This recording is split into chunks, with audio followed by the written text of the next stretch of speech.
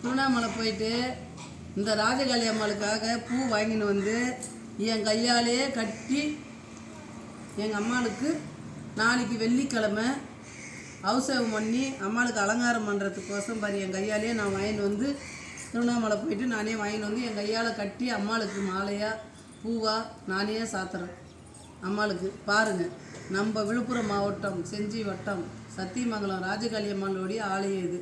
இந்த ஆலயத்தில் நானே தான் பூ வாங்கிட்டு வந்து பூ கட்டி அம்மாளுக்கு சாத்துறேன். அம்மாளுடைய ஆசீர்வாதம் அம்மாளுக்காக கொஞ்சம் யாருன்னா வந்து பூ கொஞ்சம் கட்டி கொடுத்துட்டு போங்க.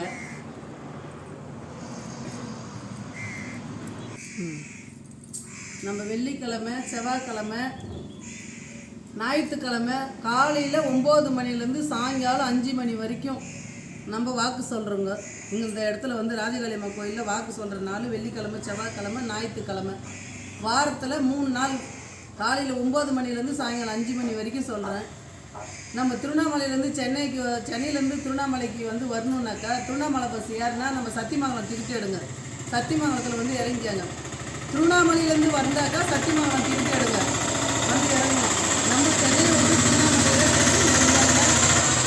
ராஜகாளி அம்மாவுடைய ஆலயம் அமைஞ்சிருக்கு. மெயின் ரோடு பைபாஸ் இது.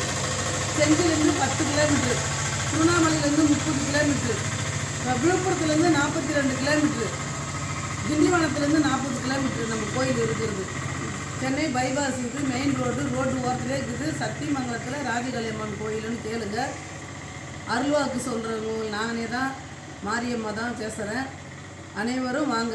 அம்மாளுடைய ஆசையும் அருளும் உங்களுடைய கஷ்டமும் உங்களுடைய துன்பமும் அம்மாளுடைய ஆலயத்தை வந்து மெரிச்சிட்டு போனவங்க அனைத்து உள்ளமும் நல்லா இருக்கணும்னு தான் அம்மாளுக்காக திருவண்ணாமலையிலேருந்து பூ வாங்கின்னு வந்து கட்டின்னு இருக்கேன். வாங்க, வணக்கம்.